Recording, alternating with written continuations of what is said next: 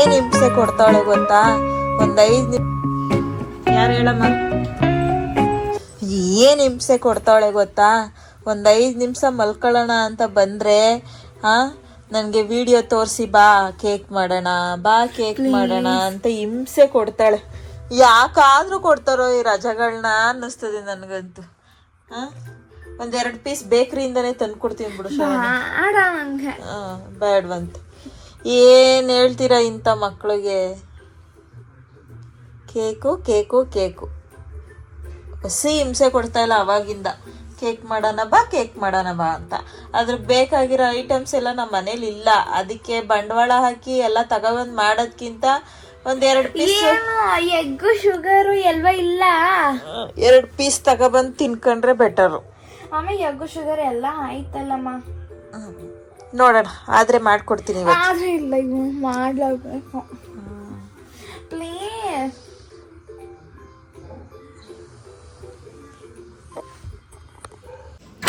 ಯಾರಮ್ಮ?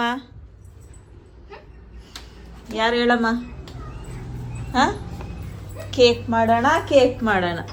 ಅದಕ್ಕೆ ಟ್ಯೂಷನಿಂದ ಬರೋಗು, ಆಮೇಲೆ ಬೇಕಾದ್ರೆ ನೋಡೋಣ ಅಂತ ಹೇಳಿದೆ. ನಾನು ಆಸ್ಪತ್ರೆಗೆ ಅಂತ ಹೋಗಿದ್ನಲ್ಲ, ಅಲ್ಲಿ ಅವಳಿಗೆ ಅಂತ 2 ಕೇಕು, ನನಗೊಂದು, ನಮ್ಮ ಮನೆಯವ್ರಿಗೊಂದು. ಹ್ಯಾಪಿ? ಏನಕ್ಕೆ ಕೇಕ್ ತಂದಿರೋದಕ್ಕೆ? ಸ್ವಲ್ಪ, ಯಾಕಂದ್ರೆ ಅವಳೇ ಕುಕ್ ಮಾಡಬೇಕು, ಅವಳೇ ಬೇಕ್ ಮಾಡ್ಬೇಕಂತೆ ಕೇಕ್ನ. ಅಯ್ಯಪ್ಪ ಆಗಲ್ಲ, ಅದೇನೋ ಒಂಥರ ಸ್ಮೆಲ್ ಬೇಕ್ ಮಾಡುವಾಗ.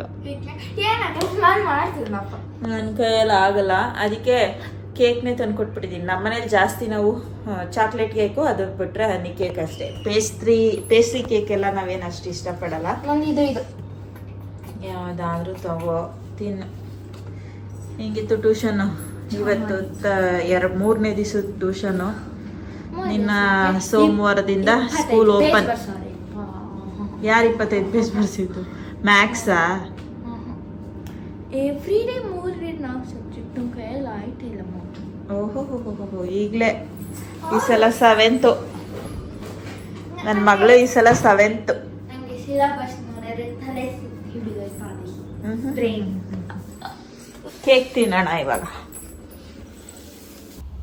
ಇನ್ನು ರಾತ್ರಿ ಊಟಕ್ಕೆ ಅಂತೇಳಿ ಇಲ್ಲಿ ನಾನು ಚಪಾತಿ ಮಾಡ್ತಾಯಿದ್ದೀನಿ. ಹಾಗೆ ಗೋರಿಕಾಯಿ ಪಲ್ಯ ಮಾಡೋಣ ಅಂತ. ಅಕ್ಕ ಬಾವ ಊರಿಂದ ಬಂದಿದ್ರಲ್ಲ, ಆಗ ಅವರು ಕೂಡ ಬೆಳೆದಿದ್ರಂತೆ ಗೋರಿಕಾಯಿನ. ಹಾಗಾಗಿ ತವ ಬಂದಿದ್ರು, ಹಾಗೆ ಫ್ರಿಜ್ಜಲ್ಲಿ ಇತ್ತಲ್ಲ ಅಂತೇಳಿ ಇವತ್ತು ಅದನ್ನೆಲ್ಲ ಕ್ಲೀನ್ ಮಾಡಿ ಕಟ್ ಮಾಡಿಬಿಟ್ಟು ಮಾಡೋಣ ಅಂತೇಳಿ. ನಾನು ಇದೇ ಫಸ್ಟ್ ಟೈಮ್ ನಮ್ಮನೇಲಿ ಜವಳಿಕಾಯಿ, ಗೋರಿಕಾಯಿ, ಕೆಲವು ಕಡೆ ಜವಳಿಕಾಯಿ ಅಂತ ಕರೀತಾರೆ, ಕೆಲವು ಕಡೆ ಗೋರಿಕಾಯಿ ಅಂತೇಳಿ ಕರೀತಾರೆ. ನಾನು ಗೋರಿಕಾಯಿ ಪಲ್ಯ ಮಾಡ್ತಾ ಇರೋದು ಇದೇ ಫಸ್ಟ್ ಟೈಮು ನಮ್ಮ ಮನೇಲಿ. ನಮ್ಮೂರ ಸೈಡಲ್ಲಿ ಯಾರು ಗೋರಿಕಾಯಿ ಅಷ್ಟು ಯೂಸ್ ಮಾಡಲ್ಲ. ನಾನು ನೋಡಿದ ಮಟ್ಟಕ್ಕೆ ಗೋರಿಕಾಯಿ ಅಂತಂದ್ರೇ ಬೆಳೆಯಲ್ಲ ನಮ್ಮೂರ ಕಡೆ. ಎಲ್ಲೋ ಈ ಸಲ ನಮ್ಮ ಬಾವ ಏನೋ 2 ಗಿಡಗಳನ್ನ ತಂದು ಹಾಕಿದ್ರಂತೆ, ಅದು ಇಷ್ಟು ಆಗಿತ್ತು ಅಂತೇಳಿ ಕಿತ್ಕೊಬಂದು ಕೊಟ್ಟಿದ್ರು. ಇದೇ ಫಸ್ಟ್ ಟೈಮ್ ನಾನು ಮಾಡ್ತಾ ಇರೋವಂಥದ್ದು. ಹಾಗೆ ಸ್ವಲ್ಪ ಯೂಟ್ಯೂಬಲ್ಲಿ ನೋಡಿಕೊಂಡು ನನಗೆ ಹೇಗೆ ಬೇಕೋ ಆ ಥರ ಮಾಡ್ಕೊತಾ ಇದ್ದೀನಿ. ಹಾಗೆ ಇದ್ರ ರೆಸಿಪಿನೂ ಕೂಡ ನಿಮ್ಮ ಜೊತೆಲಿ ಶೇರ್ ಮಾಡ್ತೀನಿ. ಹಾಗೆ ಇದನ್ನೆಲ್ಲ ನೀಟಾಗಿ ವಾಶ್ ಮಾಡ್ಕೊತೀನಿ. ನೋಡಿ, ಗೋರಿಕಾಯಿ ಮಾಮೂಲಿ ನಾನು ಬೀನ್ಸ್ ಇರುತ್ತಲ್ಲ ಆ ಥರನೇ ಇರುತ್ತೆ, ಬಟ್ ಇದರಲ್ಲಿ ಟೇಸ್ಟ್ ಸ್ವಲ್ಪ ಹುಳಿ ಅಂಶ ಇರುತ್ತೆ ಬೀನ್ಸ್ಗಿಂತನೂ. ಇನ್ನು ಅದನ್ನು ತೊಳೆದು ವಾಶ್ ಮಾಡೋಷ್ಟರಲ್ಲಿ ನಾನು ಮೀಶೋಯಿಂದ ಒಂದು ಮಿಕ್ಸಿ ಜಾರ್ನ ಆರ್ಡರ್ ಮಾಡಿದ್ದೆ. ಇದು ಬುಲೆಟ್ ಜಾರ್ ಅಂತಲೂ ಕರೀತಾರೆ, ಅಥವಾ ಬುಲೆಟ್ ಮಿಕ್ಸಿ ಅಂತ ಏನು ಹೇಳ್ತಾರೆ ಅದ್ರದ್ದು ಜಾರು. ನನಗೆ ಸುಮಾರು ಸಲ ಅನ್ನಿಸ್ತಾ ಇತ್ತು ಆ ಥರದೊಂದು ಮಿಕ್ಸಿ ತಗೋಬೇಕು ಅಂತ. ನಮ್ಮನೇಲೇ ಇರೋ ಮಿಕ್ಸಿ ಏನಕ್ಕೆ ಸುಮ್ಮನೆ ವೇಸ್ಟ್ ಅಲ್ವಾ ಅಂತೇಳಿ ನಾನು ಬುಲೆಟ್ ಮಿಕ್ಸಿನ ತಗೊಂಡಿರಲಿಲ್ಲ. ನನಗೆ ಈ ಥರ ಜಾರು ಬೇಕಿತ್ತು ಯೂಸ್ ಮಾಡೋದಕ್ಕೆ. ನನಗೇನೋ ಒಂಥರ ತುಂಬಾ ಆಸೆ ಆಗಿತ್ತು. ಬಟ್ ನಮ್ಮ ಮನೇಲಿರೋದು ಜಾರು ಸ್ವಲ್ಪ ದೊಡ್ಡದಾಗಿರೋದ್ರಿಂದ ಪೌಡರ್ ಮಾಡ್ಕೊಳ್ಳೋಕ್ಕೆ ಅದರಲ್ಲಿ ಜಾಸ್ತಿ ಕ್ವಾಂಟಿಟಿಲಿ ಹಾಕಿ ಪೌಡರ್ ಮಾಡಬೇಕು, ಸ್ವಲ್ಪ ಹಾಕಿದ್ರೆ ಅದು ಆಗೋದೇ ಇಲ್ಲ. ಹಾಗಾಗಿ ನಾನು ಈ ಥರದೊಂದು ಬುಲೆಟ್ ಜಾರ್ನ ನಾನು ಹುಡುಕ್ತಾ ಇದ್ದೆ. ಇದು ಮೀಶೋದಲ್ಲಿ ಸಿಕ್ತು. ನಾನು 2 ಜಾರಿಂದ ನಾನು 325 ರೂಪಾಯಿನೋ ಕೊಟ್ಟಿದ್ದೀನಿ. ಯಾರಿಗಾದ್ರೂ ಬೇಕು ಅಂತಂದರೆ ನೀವು ಕಮೆಂಟ್ ಬಾಕ್ಸಲ್ಲಿ ಲಿಂಕ್ ಅಂತ ಹೇಳಿ, ನಾನು ಪ್ರಾಡಕ್ಟ್ದು ಲಿಂಕ್ನ ಕೊಡ್ತೀನಿ ನಿಮಗೆ. ಹಾಗೆಯೇ ಇದು ದೊಡ್ಡದು, ಇದು 2 ಜಾರ್ ಬರುತ್ತೆ. ಇದು ಒಂದು ದೊಡ್ಡದು, ಒಂದು ಚಿಕ್ಕದು. ನಾನು ಆಲ್ರೆಡಿ ಚಿಕ್ಕದನ್ನ ಸುಮಾರು ಸಲ ಯೂಸ್ ಮಾಡಿದ್ದೀನಿ. ನನಗೆ ಓಕೆ ಅನಿಸುತ್ತೆ. ನೀವು ಏನಾದರೂ ಮಿಕ್ಸಿಲಿ ರುಬ್ಬಿ ಸ್ವಲ್ಪ ಹೊತ್ತು ಸ್ಟೋರ್ ಮಾಡಿ ಇಡಬೇಕು ಅಂತಂದರೆ ಈ ಥರ ನೀವು ಸ್ಟೋರ್ ಮಾಡಿ ಹಾಗೆ ಫ್ರಿಜ್ಜಲ್ಲೂ ಕೂಡ ಇಟ್ಕೋಬೋದು. ತುಂಬ ಚೆನ್ನಾಗಿದೆ ಇದು.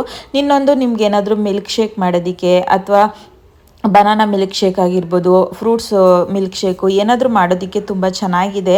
ಏನೋ ಒಂಥರ ಫ್ಯಾನ್ಸಿ. ಇವಾಗ ಎಲ್ಲ ಕಡೆನೂ ಇದೇ ಥರದ್ದು ಮಿಕ್ಸಿ ಜಾರ್, ಬುಲೆಟ್ ಮಿಕ್ಸಿ ರನ್ನಿಂಗರ್ ಇರೋದ್ರಿಂದ ಒಂಥರ ಚೆನ್ನಾಗಿತ್ತು. ಹಾಗಾಗಿ ಅದೊಂದು ಲಿಂಕ್ ಏನಾದರೂ ಬೇಕು ಅಂದರೆ ನೀವು ಕೇಳಿ, ನನಗೆ ಲಿಂಕ್ನ ಕೊಡ್ತೀನಿ ಕಮೆಂಟ್ ಬಾಕ್ಸಲ್ಲಿ. ಹಾಗೆ ನಾನಿಲ್ಲಿ ಕಾಯಿನ ಎಲ್ಲ ಕಟ್ ಮಾಡಿ ಇಟ್ಕೊಂಡಿದ್ದೀನಿ. ಸುಮಾರು ಹೊತ್ತಾಯಿತು ಅಂತಲೇ ಹೇಳ್ಬೋದು ಇದನ್ನು ಕಟ್ ಮಾಡೋದಕ್ಕೆ. ಹಿಂದೆ ಮುಂದೆ ಎಲ್ಲ ತೆಗೆದು ಮಧ್ಯದ ಕಟ್ ಮಾಡಬೇಕಲ್ಲ, ಹಾಗಾಗಿ ಸುಮಾರು ಟೈಮೇ ತೊಗೊಂಡೆ. ಇವಾಗ ಇದನ್ನ ನಾನು ಸ್ಟೀಮಲ್ಲಿ ಬಾಯ್ಲ್ ಮಾಡ್ಕೊತಾ ಇದ್ದೀನಿ. ಅದಕ್ಕೆ ಒಂದು ಪಾತ್ರೆಗೆ ನೀರು ಹಾಕ್ಬಿಟ್ಟು, ಅದಕ್ಕೆ ನಾವು ಪಾತ್ರೆ ಸ್ಟ್ಯಾಂಡ್ ಏನಿರುತ್ತೆ ಬಿಸಿ ಇಡೋದಕ್ಕೆ ಅಂತೇಳಿ ಇಟ್ಕೊಂಡಿರ್ತೀವಲ್ಲ, ಅದನ್ನ ಇಟ್ಬಿಟ್ಟು ನಾನು ತೂತ್ ಬೋಸಿ ಬರುತ್ತಲ್ಲ, ನಮ್ಮ ಕಡೆ ಸೊಪ್ಪು ಸುರಿಯೋ ಬಟ್ಲು ಅಂತ ಹೇಳ್ತೀವಿ, ಅದಕ್ಕೆ ಹಾಕಿ ಇಟ್ಬಿಟ್ಟು ಅದು ಒಂದು ಮುಚ್ಚಳ ಮುಚ್ಚಿ ಬೇಯಕ್ಕೆ ಅಂತೇಳಿ ಇಡ್ತಾ ಇದ್ದೀನಿ. ಇದು ಸ್ಟೀಮಲ್ಲಿ ಬೇಯಿಸಿದ್ರೆ ಚೆನ್ನಾಗಿರುತ್ತೆ, ಅಥವಾ ನೀವು ತವಾದಲ್ಲಿ ಬೇಯಿಸೋದನ್ನ ನಾನು ಸುಮಾರು ಕಡೆ ನೋಡಿದೆ. ಅಂದರೆ ಸುಟ್ಕೊಬೇಕು ಅಂತ ನಾನು ಅದನ್ನು ಇನ್ನೊಂದ್ಸಲ ಯಾವಾಗಾದರೂ ಮಾಡಿದ್ರೆ ಆಗುತ್ತೆ ಅಂತೇಳಿ ನಾನಿಲ್ಲಿ ಸ್ಟೀಮಲ್ಲಿ ಬಾಯ್ಲ್ ಮಾಡೋದನ್ನ ಮಾಡ್ತಾಯಿದ್ದೀನಿ. ಇವಾಗ ಇದನ್ನು ಸ್ಟೀಮಿಗೆ ಇಟ್ಬಿಟ್ಟು ನಾನಿಲ್ಲಿ ಮಸಾಲೆನ ರೆಡಿ ಮಾಡ್ಕೊತಾ ಇದ್ದೀನಿ. ನೋಡಿ, ಮಸಾಲೆಗೆ ಎಲ್ಲ ರೆಡಿ ಮಾಡ್ಕೊಂಡಿದ್ದೀನಿ. ಇದು ಅಚ್ಕಾರದ ಪುಡಿ, ಧನಿಯಾ ಪೌಡರು, ಜೀರಿಗೆ ಪೌಡ್ರು, ಮತ್ತು ಒಂದು ಸ್ವಲ್ಪ ಕೊಬ್ಬರಿ, ಸ್ವಲ್ಪ ಬೆಳ್ಳುಳ್ಳಿ, ಕರಿಬೇವಿನ ಸೊಪ್ಪು, ಅದ್ರ ಜೊತೆಗೆ ನಾನು ಒಂದು ಇಡಿಯಾಗುವಷ್ಟು ಕಡಲೆ ಬೀಜನೂ ಕೂಡ ಫ್ರೈ ಮಾಡ್ಕೊಂಡಿದ್ದೀನಿ. ಅದನ್ನು ಕೂಡ ಹಾಕ್ಕೊಂಡು ಇವಾಗ ಎಲ್ಲ ಮಸಾಲೆನೂ ಕೂಡ ಹಾಕ್ಕೊತಾ ಇದ್ದೀನಿ. ಇದಕ್ಕೆ ನೀರು ಹಾಕೋ ಅವಶ್ಯಕತೆ ಇಲ್ಲ. ನಿಮ್ಗೆ ಏನು ಚಟ್ನಿ ಪೌಡರ್ ಮಾಡ್ಕೊತೀರಾ ಆ ಥರ ಮಾಡ್ಕೊಂಡ್ರೆ ಸಾಕು. ಇದು ಆಲ್ಮೋಸ್ಟ್ ಚಟ್ನಿ ಪೌಡರ್ ಸ್ಮೆಲ್ಲೇ ಕೂಡ ಬರುತ್ತೆ. ನಾನಿವತ್ತು ಮಾಮೂಲಿ ನಿನ್ಗೆ ಮೊದಲೇ ಹೇಳ್ದಂಗೆ ಬುಲೆಟ್ ಜಾರ್ನೇ ಕೂಡ ಯೂಸ್ ಮಾಡ್ತಾ ಇದ್ದೀನಿ. ಏನೋ ಒಂಥರ ಚೆನ್ನಾಗಿರುತ್ತೆ. ಒಂದ್ಸಲ ನಿಮ್ಗೆ ಏನಾದರೂ ಬುಲೆಟ್ ಮಿಕ್ಸಿ ತೊಗೋಬೇಕು, ನಿಮ್ಮ ಮನೇಲಿ ಆಲ್ರೆಡಿ ಮಿಕ್ಸಿ ಇದೆ ಅಂತಂದರೆ ಈ ಥರದ್ದು ಜಾರ್ ತೊಗೊಂಡು ಟ್ರೈ ಮಾಡಿ. ಇದು ಎಲ್ಲ ನಾರ್ಮಲ್ ಮಿಕ್ಸಿಗಳಿಗೂ ಕೂಡ ಫಿಟ್ ಆಗುತ್ತೆ, ಏನು ಪ್ರಾಬ್ಲಮ್ ಆಗಲಿಲ್ಲ ಮಿಕ್ಸಿಗಳಿಗೆ ಅಂತೇಳಿ ಇದು ಬುಲೆಟ್ ಜಾರ್ನ ಮಾಡಿರುವಂಥದ್ದು. ನಾನಿಲ್ಲಿ ತರಿಯಾಗೆ ಪೌಡ್ರ್ ಮಾಡ್ಕೊಂಡಿದ್ದೀನಿ. ಆಲ್ಮೋಸ್ಟ್ ಇದು ಪೌಡ್ರ್ ಆಗುತ್ತೆ. ನಾನು ಆಲ್ರೆಡಿ ಒಂದು 2-3 ಸಲ ಪೌಡ್ರ್ ಮಾಡ್ಕೊಂಡಿರೋದ್ರಿಂದ ಆಗುತ್ತೆ. ಹೊಸದ್ರಲ್ಲಿ ಜಾರು ಬ್ಲೇಡ್ ಕೂಡ ಅಷ್ಟೇ ಚೆನ್ನಾಗಿದೆ ಅಂತಲೇ ಹೇಳ್ಬೋದು. ಹೋಗ್ತಾ ಹೇಗಿರುತ್ತೋ ಗೊತ್ತಿಲ್ಲ.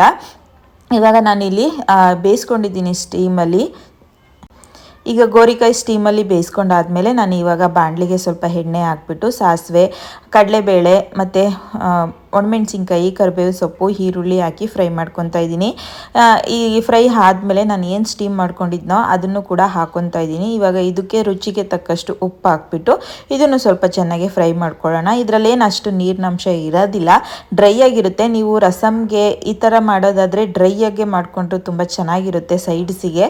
ನಾನಿಲ್ಲಿ ಚಪಾತಿಗೆ ಮಾಡ್ತಿರೋದ್ರಿಂದ ನಮ್ಮ ಮನೇಲಿ ಸ್ವಲ್ಪ ಲಿಕ್ವಿಡ್ ಫಾರ್ಮಲ್ಲಿ ಇರಬೇಕು ಅಂತೇಳಿ ನಾನು ನೀರು ಹಾಕ್ಕೊತೀನಿ. ನೆಕ್ಸ್ಟು ನೀವು ರಸಮ್ಗೆ ಸೈಡ್ಸಿಗೆ ಏನಾದರೂ ಮಾಡೋದಾದರೆ ಇಷ್ಟೇ ಸಾಕು ನಿಮಗೆ. ಇವಾಗ ಇದನ್ನು ಮಿಕ್ಸ್ ಮಾಡಿ ಸ್ವಲ್ಪ ಹೊತ್ತು ಬೇಯಿಸ್ಕೊಂಡು ಕೊತ್ತಂಬರಿ ಸೊಪ್ಪು ಹಾಕ್ಕೊಂಡ್ರೆ ಸಾಕಾಗುತ್ತೆ. ನಾನು ಮೊದಲೇ ಹೇಳ್ದಂಗೆ ನಮಗೆ ಸ್ವಲ್ಪ ಲಿಕ್ವಿಡ್ ಫಾರ್ಮಲ್ಲಿ ಬೇಕು ಅಂತೇಳಿ ಸ್ವಲ್ಪ ನೀರು ಹಾಕ್ಕೊತಾ ಇದ್ದೀನಿ.